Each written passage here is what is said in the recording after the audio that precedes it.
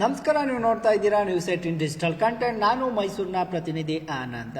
ವಿಶ್ವವಿಖ್ಯಾತ ಪಾರಂಪರಿಕ ನಗರ ಹಾಗೂ ಸಾಂಸ್ಕೃತಿಕ ನಗರ ಅಂತ ಕರೆಸಿಕೊಳ್ಳುತ್ತಿರುವಂತಹ ಮೈಸೂರಿನಲ್ಲಿ ಸದ್ಯ ಗಾಂಜಾ ಹಾಗೂ ಡ್ರಗ್ಸ್ಗಳದ್ದೇ ಪತ್ಯ ಜೋರಾಗಿರುವಂತದ್ದು. ಸದ್ಯ ಕಳೆದ 4 ದಿನಗಳ ಹಿಂದಷ್ಟೇ ದೆಹಲಿಯ ಎನ್ಸಿಬಿ ತಂಡ ಮೈಸೂರಿಗೆ ದಾಳಿಯನ್ನ ಮಾಡಿತ್ತು. ಸುಮಾರು 10 ಕೋಟಿ ಮೌಲ್ಯದ ಡ್ರಗ್ಸ್ ಅನ್ನ ವಶಪಡಿಸಿಕೊಂಡಿತ್ತು. ಅಲ್ಲದೆ ಮೈಸೂರಿನ ಹೆಬ್ಬಾಳದ ಇಂಡಸ್ಟ್ರಿಯಲ್ಲಿ ಇರುವಂತಹ ಒಂದು ಬಾಡಿಗೆ ಮನೆಯಲ್ಲಿ ಡ್ರಗ್ಸ್ ನ ತಯಾರಿಕೆ ಮಾಡಲಿಕ್ಕೋಸ್ಕರ ಒಂದು ಲ್ಯಾಬ್ ಅನ್ನು ಸಹ ಮಾಡಿಕೊಳ್ಳಲಾಗಿತ್ತು ಅನ್ನುವಂತಹ ಆಘಾತಕಾರಿ ವಿಚಾರ ಒಂದು ಹೊರಗೆ ಬಿದ್ದಿತ್ತು. ಅಲ್ಲದೆ ಸುಮಾರು 35 ಕೆಜಿಯಷ್ಟು ಮೆಫೆಡಿನ್ ಸೇರಿದಂತೆ ಅನೇಕ ಡ್ರಗ್ಸ್ ತಯಾರಿಕೆಗಳಿಗೆ ಬಳಸುತ್ತಿದ್ದಂತ ರಾಸಾಯನಿಕ ವಸ್ತುಗಳನ್ನು ಕೂಡ ವಶಪಡಿಸಿಕೊಂಡಿತ್ತು. ಇದರ ಬೆನ್ನಲ್ಲೇ ಮೈಸೂರಿನ ಅಂದ್ರೆ ರಿಂಗ್ ವಲಯ, ರಸ್ತೆ ವಲಯ ಏನಿದೆ, ಅದರ ಹತ್ತ ಯಾಂದಳ್ಳಿ ಗ್ರಾಮ ಏನಿದೆ, ಅಲ್ಲೂ ಕೂಡ ಒಂದು ಮನೆಯಲ್ಲಿ ಇದೇ ರೀತಿಯಾದ ಮಾದಕ ವಸ್ತುಗಳ, ರಾಸಾಯನಿಕ ವಸ್ತುಗಳು ಸಹ ಪತ್ತೆಯಾಗಿತ್ತು. ಈ ಬಗ್ಗೆಯೂ ಸಹ ಎನ್ಸಿಬಿ ಪತ್ರಿಕಾ ಪ್ರಕಟಣೆಯನ್ನ ಹೊರಡಿಸಿತ್ತು.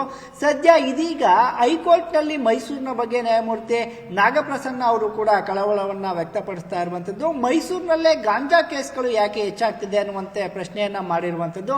ಇದರ ಜೊತೆಗೆ ಲೋಕ್ ಅದಾಲತ್ನಲ್ಲಿ ಗಾಂಜಾ ಕೇಸ್ಗಳೇನಿದೆ ಇದು ಕೂಡ ರಾಜಿ ಆಗ್ತಿದ್ಯಾ ಅನ್ನುವಂತಹ ಒಂದು ಆಘಾತಕಾರಿ ಹಾಗೂ ಅಚ್ಚರಿ ವಿಚಾರವನ್ನ ಪ್ರಶ್ನೆಯನ್ನ ಮಾಡಿರುವಂತದ್ದು. ಯಾಕಂತ ಹೇಳಿದ್ರೆ ಕಳೆದ 1 ವರ್ಷದಲ್ಲಿ ಸುಮಾರು ಮೈಸೂರಿನಲ್ಲಿ ಪ್ರತಿನಿತ್ಯ ವಾರಕ್ಕೆ ಸುಮಾರು 2 ರಿಂದ 3 ಕೇಸ್ಗಳು ಗಾಂಜಾ ಕೇಸ್ಗಳೇ ಆಗಿರುತ್ತೆ. ಪೊಲೀಸರಿಗೆ ಅಂದ್ರೆ ಉದಯಗಿರಿ ಇರ್ಬೋದು, ಎನ್ಆರ್ ಕ್ಷೇತ್ರಗಳಿರ್ಬೋದು, ಅಂದ್ರೆ ಸುತ್ತಮುತ್ತಲೂ ಸಹ ಒಂದಷ್ಟು ಗಾಂಜಾ ಹೆಚ್ಚಿನದಾಗಿ ಮಾರಾಟವನ್ನ ಮಾಡ್ತಾ ಇದ್ದಾರೆ. ಯುವ ಸಮೂಹ ಗಾಂಜಾವನ್ನ ಅಡಿಕ್ಟ್ ಆಗ್ತಾ ಇದ್ದಾರೆ ಗಾಂಜಾಕ್ಕೆ ಅನ್ನುವಂತಹ ಮಾಹಿತಿಯ ಮೇರೆಗೆ ಸದ್ಯ ಪ್ರತಿದಿನವೂ ಸಹ ಮೈಸೂರು ಪೊಲೀಸರು ಎಲ್ಲೆಡೆ ಏನೋ ತಪಾಸಣೆಯನ್ನ ಮಾಡ್ತಾ ಇರುವಂತದ್ದು. ಎಸ್ಪೆಷಲಿ ಯಾವಾಗ ಕಳೆದ 6 ತಿಂಗಳ ಹಿಂದಷ್ಟೇ ಮಹಾರಾಷ್ಟ್ರ ಪೊಲೀಸರು ಮೈಸೂರಿನ ರಿಂಗ್ ರಸ್ತೆ ಬಳಿ ಸುಮಾರು 390 ಕೋಟಿಯ ಮೌಲ್ಯದ ಡ್ರಗ್ಸ್ ಅನ್ನು ವಶಪಡಿಸಿಕೊಂಡ್ರು. ನಂತರದಲ್ಲಿ ಮೈಸೂರು ಪೊಲೀಸರು ಆಕ್ಟಿವ್ ಆಗಿದ್ರು. ಒಂದಷ್ಟು ಎಲ್ಲಿ ಶಕ್ತಿನಗರ ಇರಬಹುದು, ಎಲ್ಲೆಲ್ಲ ಕಡೆ ಗಾಂಜಾಗಳ ಮಾರಾಟ ಆಗ್ತಾ ಇದೆ, ಎಲ್ಲೆಲ್ಲಿ ಗಾಂಜಾ ಮಾರಾಟಗಾರರು ಇದ್ದಾರೆ ಅನ್ನುವ ಮಾಹಿತಿಯ ಮೇರೆಗೆ ಎಲ್ಲರನ್ನ ತೀವ್ರ ತಪಾಸಣೆಗೆ ಒಳಪಟ್ಟು ಒಂದಷ್ಟು ಮಂದಿಯನ್ನ ವಿರುದ್ಧ ಕೇಸನ್ನು ಹಾಕಿ ಒಂದಷ್ಟು ಅಂದ್ರೆ ಗಾಂಜಾವನ್ನು ಕೂಡ ವಶಪಡಿಸಿಕೊಂಡಿದ್ರು. ಆದ್ರೆ ಕಳೆದ ಕೆಲ ತಿಂಗಳ ಹಿಂದಷ್ಟು ಅಂದ್ರೆ 1-2 ತಿಂಗಳಿಗೆ ಇದು ಕಡಿಮೆ ಆಗಿತ್ತು. ಆದ್ರೆ ಇದೀಗ ಯಾವಾಗ ಡೆಲ್ಲಿ ಪೊಲೀಸರು ಮತ್ತೆ ಮೈಸೂರಿಗೆ ದಾಳಿಯನ್ನ ಮಾಡಿದ್ರು, ಮತ್ತೆ ಮೈಸೂರು ಪೊಲೀಸರು ಅಲರ್ಟ್ ಆಗಿರುವಂತದ್ದು. ಮೈಸೂರು ನಗರದ ಪ್ರತಿ ಗಲ್ಲಿಯಲ್ಲೂ ಸಹ ಮೈಸೂರು ಪೊಲೀಸರು ಗಾಂಜಾದ ವಿಚಾರವಾಗಿ ತಪಾಸಣೆ ನಡೆಸ್ತಾ ಇರುವಂತದ್ದು, ಅಲ್ಲದೆ ಡ್ರಗ್ಸ್ ವಿಚಾರವಾಗಿ ತಪಾಸಣೆ ನಡೆಸ್ತಾ ಇರುವಂತದ್ದು. ಪ್ರತಿದಿನವೂ ಶ್ವಾನದಳವನ್ನ ಬಳಸಿಕೊಂಡು ಕೇವಲ ಪ್ರತಿ ಏರಿಯಾಗಳಷ್ಟೇ ಅಲ್ಲ, ಇಂಡಸ್ಟ್ರಿ ಕೈಗಾರಿಕಾ ಪ್ರದೇಶಗಳು ಅಂತ ಏನ್ ಕರಿತೀವಿ ಅಲ್ಲೆಲ್ಲ ಸಹ ತಪಾಸಣೆಯನ್ನ ಮಾಡ್ತಾ ಇರುವಂತದ್ದು.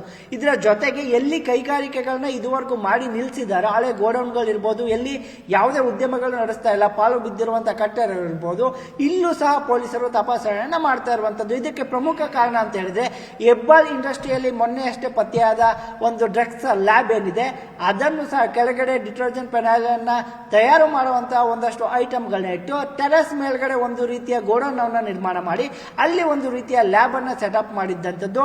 ಸದ್ಯ ಮೈಸೂರು ಪೊಲೀಸರಿಗೆ ಎಲ್ಲೋ ಒಂದು ಕಡೆ ನಾವು ಚಾಪೆ ಕೆಳಗಡೆ ನುಗ್ಗಿದ್ರೆ ಕ್ರಿಮಿನಲ್ಗಳು ರಂಗೋಲಿಯ ಕೆಳಗೆ ನುಗ್ಗಿ ಇವೆಲ್ಲವನ್ನು ಕೂಡ ಮಾಡ್ತಾ ಇದ್ದಾರೆ ಅನ್ನುವಂತಹ ಅನುಮಾನದ ಮೇರೆಗೆ ಮೈಸೂರು ನಗರವನ್ನ ಗಾಂಜಾ ಮುಕ್ತವನ್ನಾಗಿ ಮಾಡಬೇಕು, ಅಲ್ಲದೆ ಡ್ರಗ್ಸ್ ಮುಕ್ತವನ್ನಾಗಿ ಮಾಡಬೇಕು ಅಂತೇಳಿ ಇದೀಗ ಪಣವನ್ನ ತೊಟ್ಟಿರುವಂತದ್ದು.